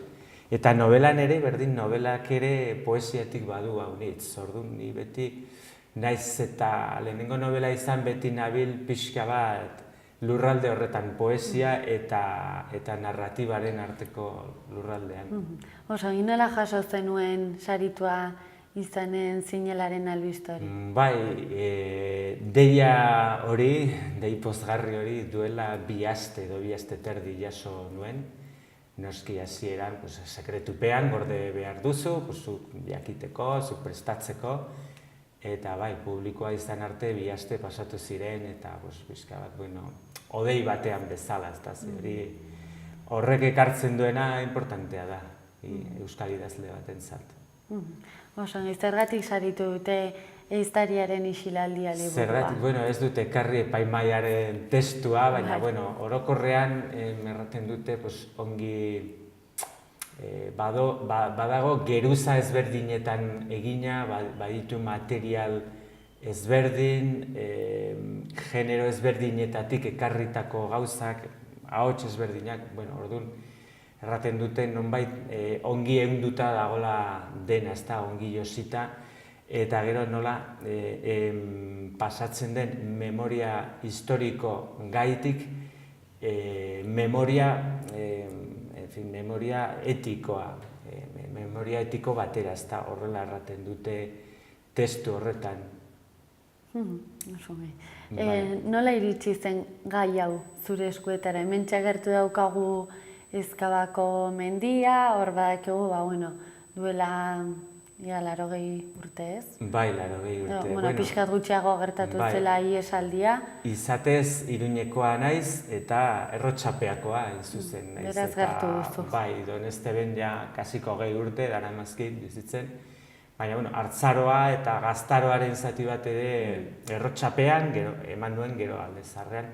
Baina, nonbait, segurazki gainez nire hurbil zegoen, beti Ezkaba eta Ezkabaren kontuan, baina segurazki nire aroan are gehiago. Zeren ez zinen ateratzen hainbertze batez ere haurtzaroan eta beti Ezkaba mendia zen gure jolaslekua, ezta? Asteburuetan ere familiarekin joateko leku bat eta astean zehar jolasteko eta joateko leku bat, orduan. Beti egon izan da hor Ezkaba eta Ezkabako ingurua, Ezkabako zelaiak,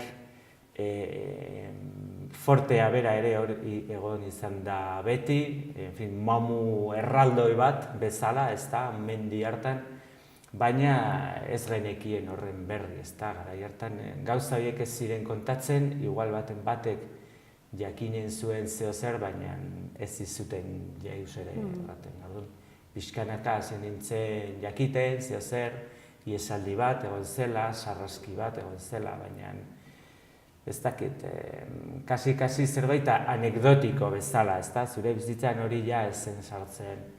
Eta gero, duela urte batzuk, hasi ziren ja ateratzen ikerketak, horri buruzko liburuak, eta nonbait, dokumental bat ere, hoxe, bai, dokumental bat, orduan pixka bat ja, nolabaiteko talka sentitu nintzen barrenean, nik nituen oroitzapen horien artean, pixka bat idealizatuak, ez da, Hortzaroko garai haiek, eta benetan izan zenaren artean, ez da, gertatu zena oso latza eta lazgarria izan zen, orduan, nolabaiteko talka sortu zen horretatik, eta hortik pixka bat, ez dakit, hasi zen hori, ez da, ernatzen eta zerbait egiteko gogoa.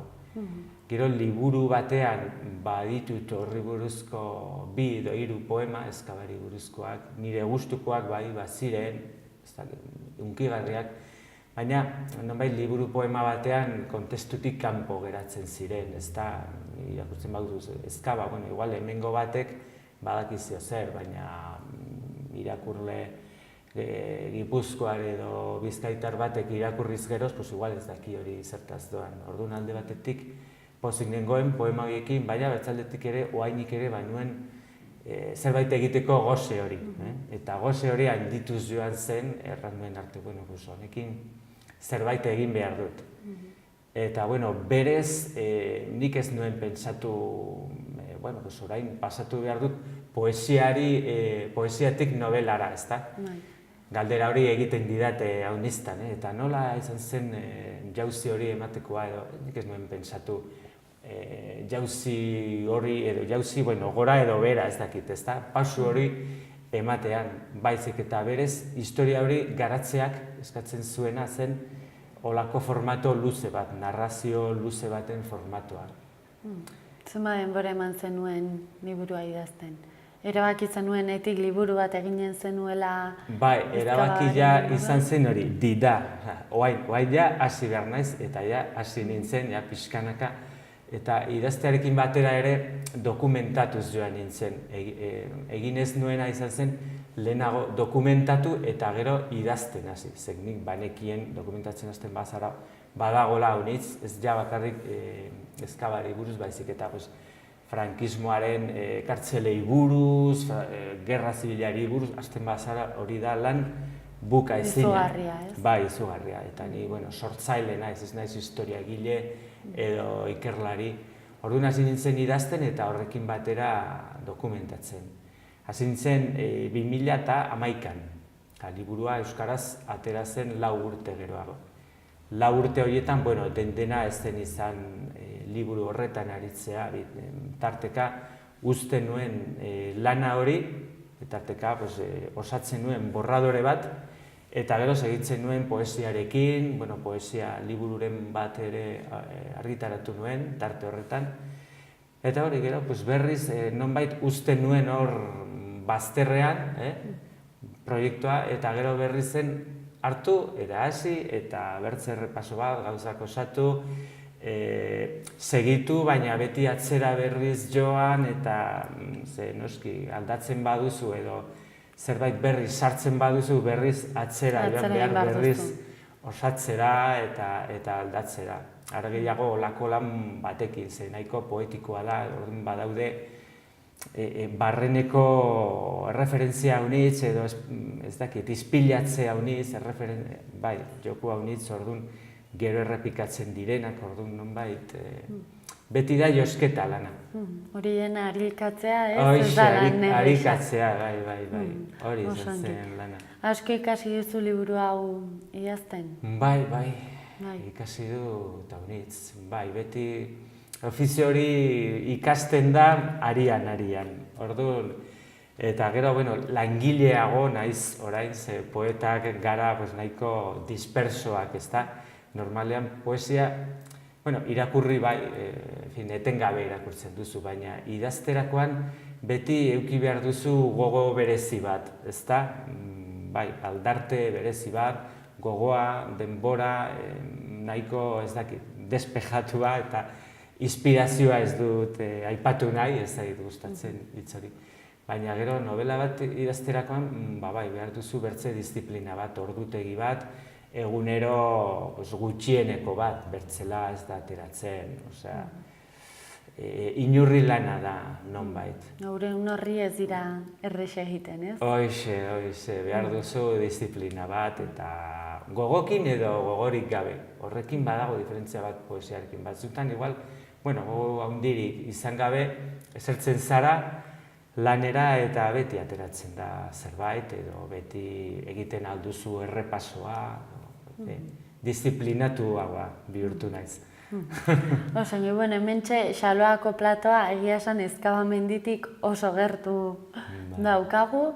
Horre gertatu zen historia guzti horren inguruan askotan egon gara hemen ere hizketan. Eta pixka bat, liburuak kontatzen digun historia ez horren barruan dago kokatuta. Horren, kontatzen da historia, nonbait narratzaile horren ikuspuntutik eta gero berak egiten dituen interpretazioak, ezta. Badago ikuspuntu bikoitz bat, badira errantezagun bi novela horretan barne.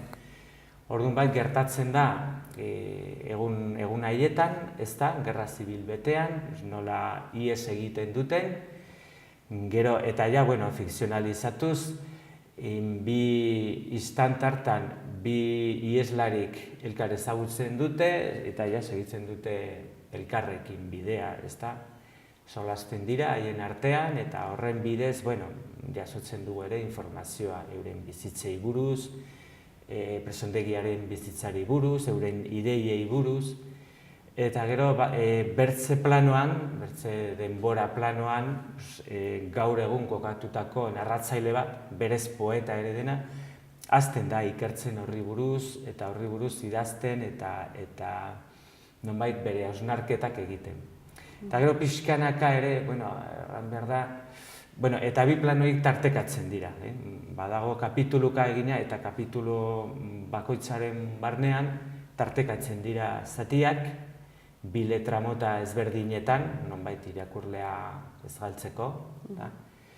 Eta, berez ez da memoria historikoarena osagarri bat da, ez da bakar memoria historikoa, hori litzateke abiapuntua. Eta hortik, pixkanaka, ari hori ere galdu gabe eta iesarena galdu gabe, narratzailea hasten da bertze gauzei buruz hausnartzen, bere bizitzari buruz hausnartzen, ze finean hor gertatu zena sarraski bat izan zen, orduan azkenean zalantzan jartzen ditu ere berak izan du dituen jarrerak, bertze sarraskiei aitzinean.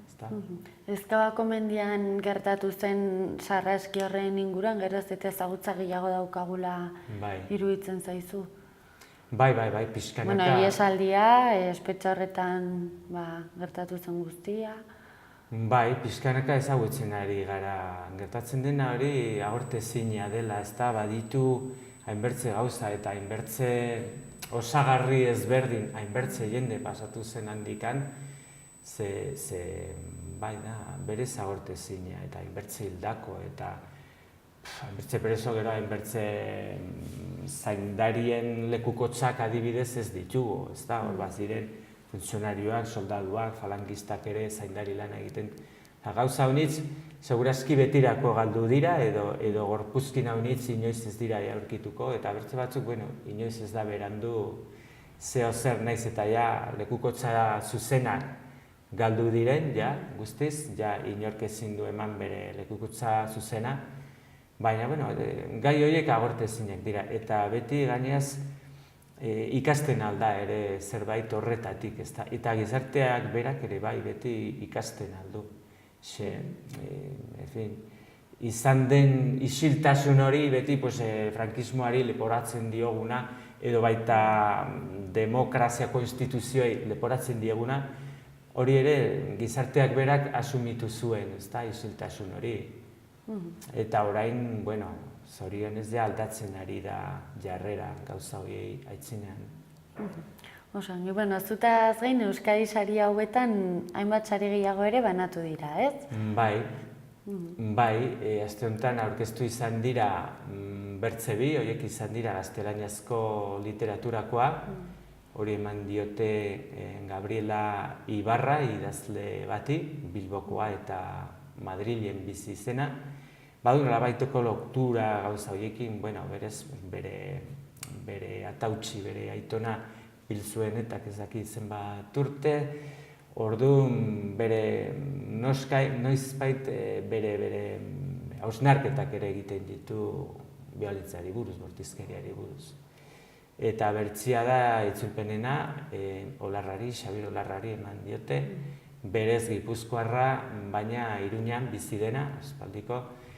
Eta gizon honek pazientzia eta trebezia handikin itzuli zuen Ulises ingelesetik euskarara. Eta hori beti jotzen da gailurtzat edo zein hizkuntzarako Ulises hizkuntza horretan eukitzea da agitzi importante. Lan komplikatua, ez? Ikaragarria, bai.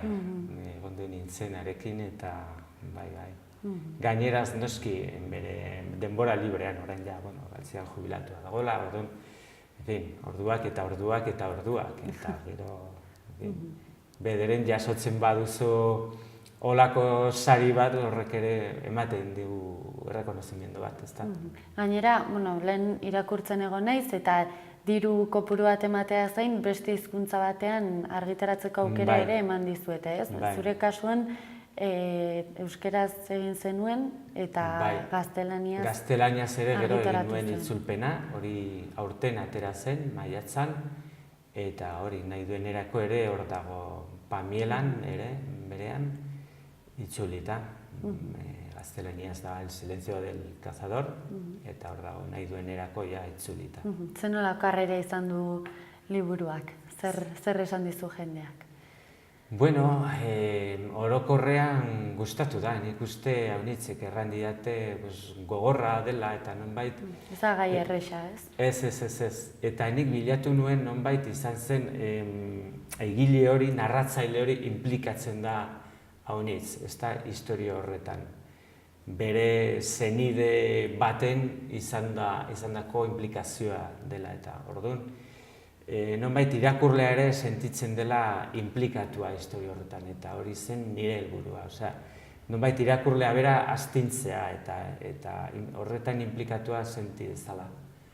Eta, erran didatenez, lortu dut hori neurri batean ebertzean, lortu nuen implikazio hori. Beraz pozik, ez? Helburu hori alde horretatik bete duzulako. Bai, agitz pozik. Berez beti dago horra lana, bukatuta gero eta argitaratua ikusten baduzu, sentitzen, rekonpensa hori lortu duzula sentitzen duzu. Horrelako sari batek ere emate dizu gogo gehiago honetan jarraitzeko? Segitzeko, bai. Idatzi bitartean hauniztan pentsatzen nuen, erraten nion nire buruari, hori izanen zela idazten nuen lehenengo eta azkenengo novela. Holako lanagatik, ezta? Ze bukaera gero eta urrunago ikusten duzu idatzi bitartean, ezta? Agertzen zaizkizu beti bide berriak, nondik segitu, nondik ez, eta azkenean epe bat jartzen ez badiozu zeure buruari ematen alduzu nik uste liburu batekin bizitza osoa. Bai. Orduan, baina, bukatuta gero eta erraten dizut berriz, jakin gabe azkenean argitaratuko zen edo ez, hori argitaletxe bateri gustatu behar zaio edo ez argitaratzeko. Orduan, baina, hori. Berez argitaratzea, noski, sari bat da. Ondia eta gaztelaniazko bertsoa ere ikuste argitaratua bertze sari bat. Orduan bai jarraituko du, bai poesia arloan, bai narratiba arloan. Osongi. Baina, ni izatez poeta naiz. Osongi, memoria historikoaren munduan eta azken aldian Nafarroan batez ere lanketa berez egiten ari da.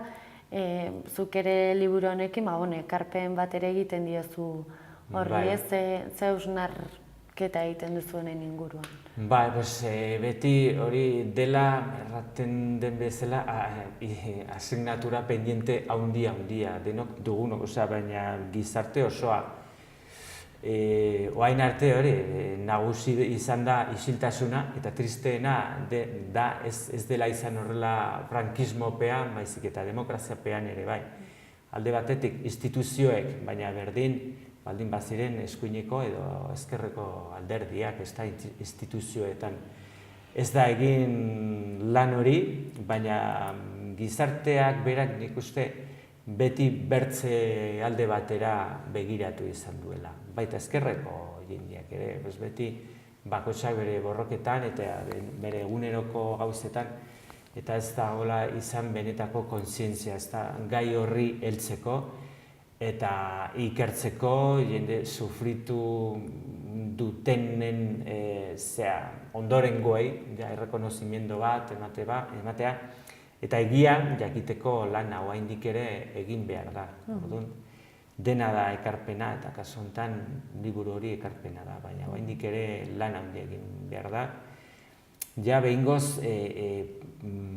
zauri horiek sendatzeko eta ixteko, eta ez dela bakarrik atzera begiratzea, memoria historikoaren etxaiek erraten dutena, ez dira atzera, ez da atzera, horrekin ere orain aldean jartzen duzu begira da, eta etorkizunean ere bai, horrek ekartzen du beti irakaspen bat etorkizunerako.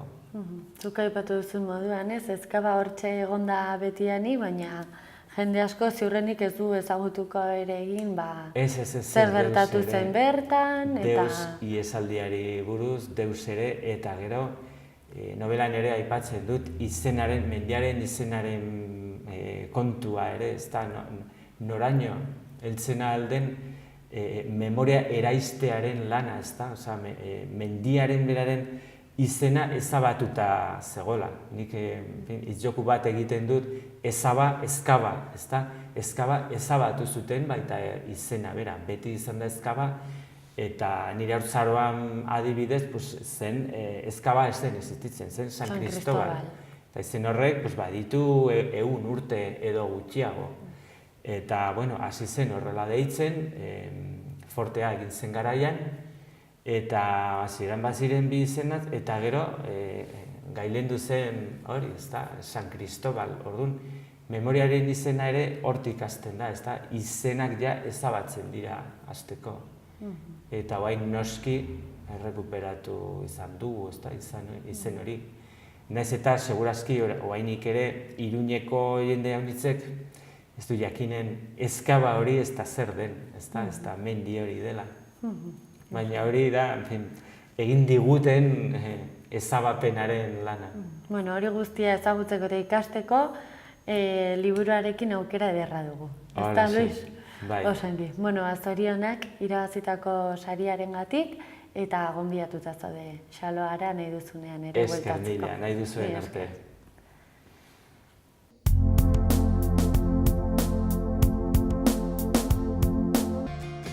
Iruñan La Cabaña desguazeak berme osoko eta konfidantzazko ordezko piezen salmenta. Behar dituzun pieza guztiak aurkituko dituzun. Ibilgailu bilketa zerbitzua eskaintzen dugu. Profesional eta langiletara autoen piezak debalde eramaten ditugu. La Cabaña desguazean istripu izandako ibilgailuen tasazio altuena eskaintzen dugu. Profesional eta partikularrentzat arreta personalizatua. Informa zaite 948-303-303 telefono zenbakian. 3. urtez Dantxarinean Pintxoren 15aldia ospatuko dugu, urriaren 15-tik 30-era. Dantxarineako taberna eta jatetxetan pintxoak eskainiko ditugu. Zato, dastatu eta Facebooken pintxo hoberena bozkatuz afari bat 2 lagunentzat irabaz dezakezu. Laktu yogurta. Laktu yogurta. Laktu yogurta. Ekoizpen integratuko yogurta, kategoria gorena. Koloratzailerik ez, esne hautsik ez da gehitutako esne gainik ere. Benetako yogurta, elez idazten da. Laktu yogurta. Orain, Lakturale laktosa gabe ere. Lakturale esnea aurten ere zapore eta kalitatearengatik saritua. Zapore gorena 2016 sari internazionala, Europako txef eta sumillerren eskutik. Benetako esnea, elez idazten da. Lakturale. Gorritxon atsedenerako sistema hoberenak eta loaldi egoki batendako beharrezkoak diren produktuak aurkituko dituzu. 40 urte daramatzagu punta-puntako materialak eta marka hoberenak bezeroaren eskura jartzen. Deskansatzeko sistemetan aditua gara, sofak, koltsoiak, somierrak. Hurbildu eta eskuzabali jasoko zaitugu. Iruña, Gorritxo. 1960tik Estafeta kalean Bodegon Sarria. Era guzietako kazuelatxoak, razioak, iberikoak, pintxoak.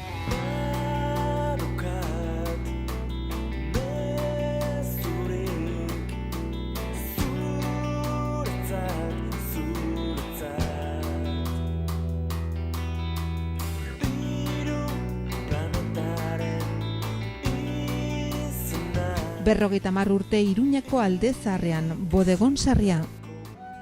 Ardiarana gaztandegia, Bertizarana bailarako mikroklimaren eraginpean ondotako gaztak. Kamiku eta Ardiarana. Gazta ona maite dutenentzako zapore usain eta testura ezin hobeagoko produktuak. Konsumitzaileen errastasunerako formato eta tamaina ezberdinetan komerzializatzen dira. Ardiarana gaztandegia Legasan, ahaztutako zaporeak berreskuratuz.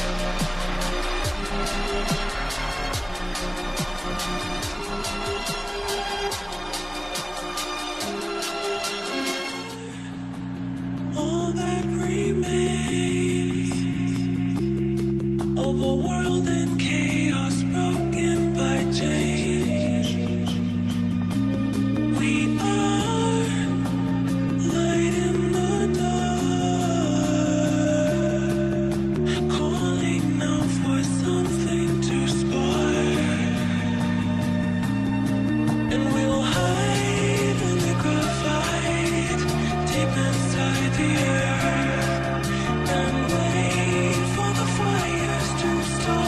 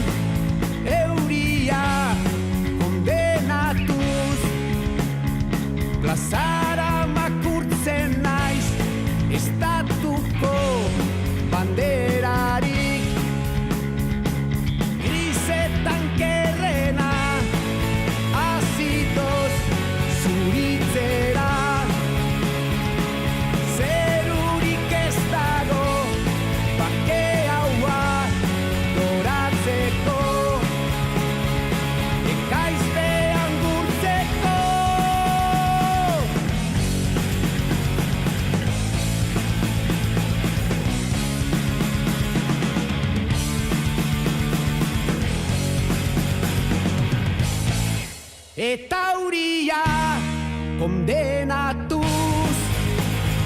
Plazara makurtzen naiz, estatuko banderarik.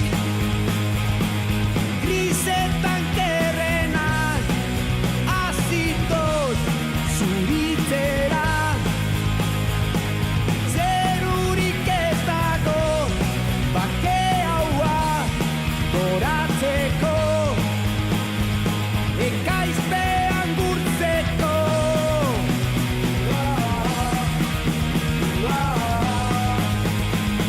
Ekaizpean gurtzeko.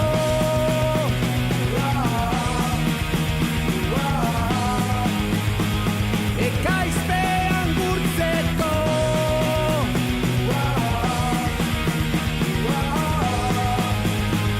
Ekaizpean gurtzeko.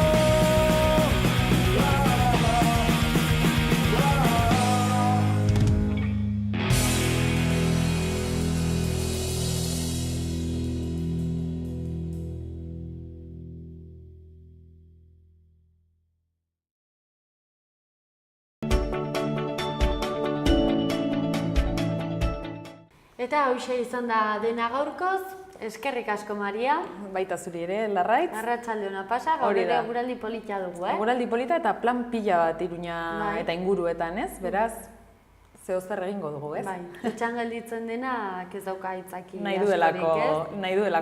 Bueno, hori ere errespetagarria da, Batzutan ere etxean lasai egotea eskertzen da, ez? Bai, bueno, baina denaen gaur eguraldiak laguntzen du etxetik ateratzeko. Eta hemendik iganderaino behintzat, dakigunez eguraldi ona edukiko dugu, beraz, aprobetxatu zuek ere. Eskerrik asko hortxen egoteagatik, kamararen beste aldean, eta bihar arte. Agur.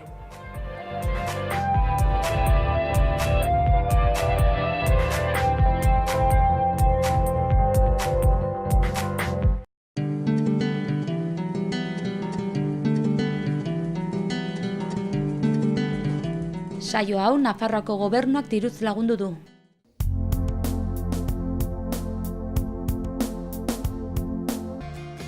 Iruñan La Cabaña Desguaceak berme osoko eta konfidantzazko ordezko piezen salmenta. Behar dituzun pieza guztiak aurkituko dituzun. Ibilgailu bilketa zerbitzua eskaintzen dugu. Profesional eta langiletara autoen piezak debalde eramaten ditugu. La Cabaña Desguacean istripu izandako ibilgailuen tasazio altuena eskaintzen dugu. Profesional eta partikularrentzat arreta personalizatua. Informa zaite 948-303-303 telefono zenbakian. 3. urtez Dantxarinean pintxoren 15aldia ospatuko dugu, urriaren 15-tik 30-era. Dantxarineako taberna eta jatetxetan pintxoak eskainiko ditugu. Zato, dastatu eta Facebooken pintxo hoberena bozkatuz afari bat 2 lagunentzat irabaz dezakezu.